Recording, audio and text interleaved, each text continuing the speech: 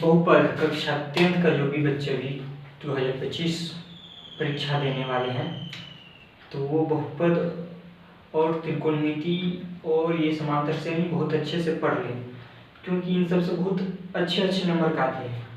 बहुपद में भी बहुत क्वेश्चन आता है जो बच्चे नहीं कर पाते हैं, उसमें इन लोग को बेसिक के पता नहीं रहता है तो आगे नहीं बना पाते हैं, इसलिए बेसिक सब जानना जरूरी है। तो आप लोग बहुपद में बहुत अच्छे से सीख सकते हैं। अभी जो हम वीडियो डाल रहे हैं इस वीडियो के द्वारा इतना इजी तरीके से बताएंगे कि आप लोगों के दिमाग में ढुक जाएगा।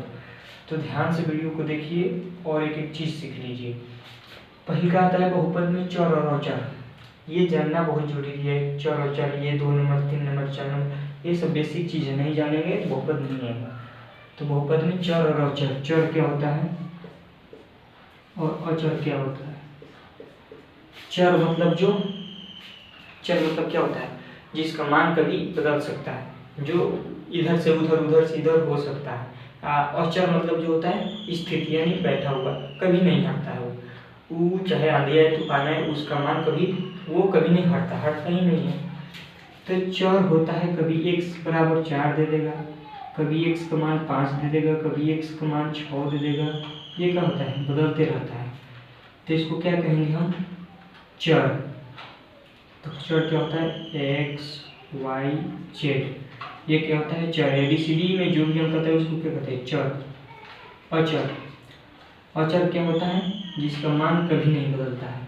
तो हम ऐसा अंक रखें कि जो कभी नहीं बदलता है, तो ऐसा अंक तो क्या होता है, 1 रख रहे, 2 रख रहे, 3 रख रहे, 4 रख रहे, 5 रख रहे, ये रखते जाओ। तो ये जब रखोगे तो ये कभी बदलता नहीं है। कभी 6 का 6 के साथ नहीं होगा, कभी 5 का 6 नहीं होगा, कभी 4 का 5 नहीं होगा, कभी 3 को हम 4 नहीं पढ़ेंगे। ये कभी मान बदलता नहीं है, ना ये स्वयं कभी बदलता है। इसका मान तो होता ही, पर ये कभी स्वयं नहीं बदलता है। बदलेगा 6 को कभी हम कहेंगे कि 7 है, बोके होगा कौन कहेगा, तो हाँ बोका बोके नहीं कहेगा उसको, 6 को 7 कहेगा। तो ये क्या होता है, अचर मतलब कभी नहीं बदलता है, चर मतलब जिसका मान बदल सकता है। तो ये आपको बहुत अच्छे से जान लीजिए ये। उसके बाद 2 नंबर आता है बहुपद कैसे पहचाने। तो बहुपद क्या होता है, 2x के पावर प्लस 4x प्लस 3 दे दिया।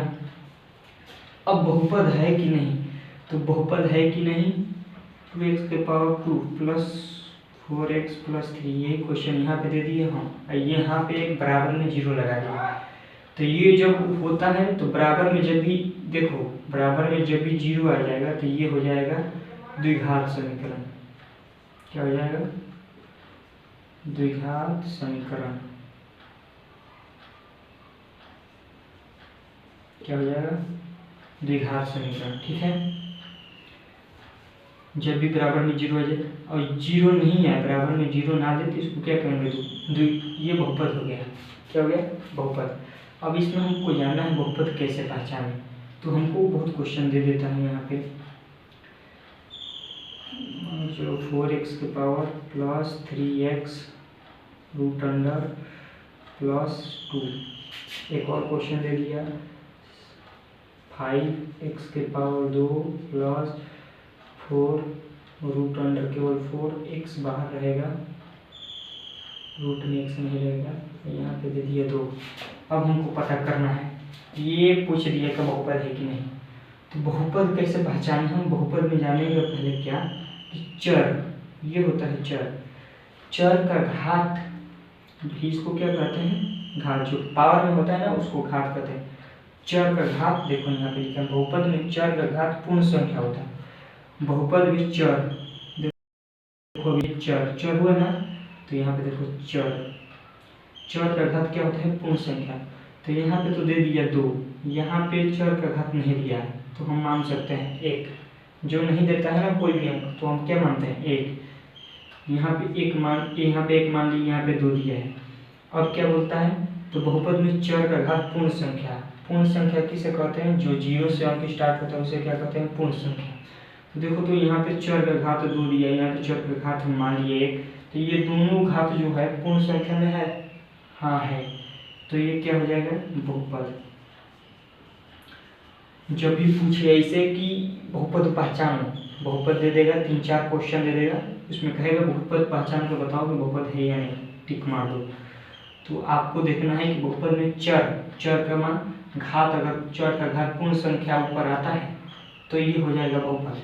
अब इसी में दूसरे वाले में देख लीजिए, ये भी पूछ रहा है बहुपद है कि नहीं। तो बहुपद में चर क्या होता है, ये x, इसमें भी x, तो इसमें तो x की पावर 2 दिया है, ये पूर्ण संख्या है, पर इसमें x की पावर हमको क्या दिया है, रूट के अंदर है, ये x कहाँ है, रूट के अंदर। तो रूट के अंदर अभी कोई भी क्वेश्चन रहेगा तो रूट का मान होता है 1/2।